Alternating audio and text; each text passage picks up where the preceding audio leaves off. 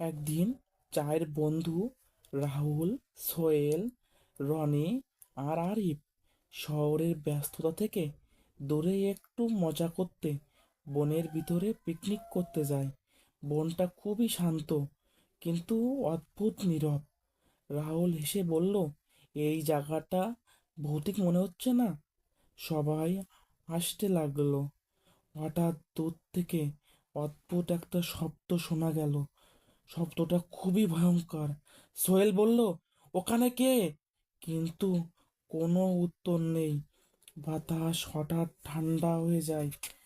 রনি পানি আনতে একটু দূরে যায়, কিন্তু অনেকক্ষণ হয়ে গেলেও সে আর ফিরে আসে না। আরিফ বলে, চলো দেখি কোথায় গেল। তিন বন্ধু ভয়ে টর্চ নিয়ে জঙ্গলের ভিতরে ঢুকে পড়ে।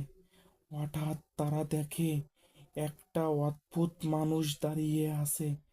চোখ দুটো ভয়ঙ্কর লাল, মুখে অদ্ভুত হাসি।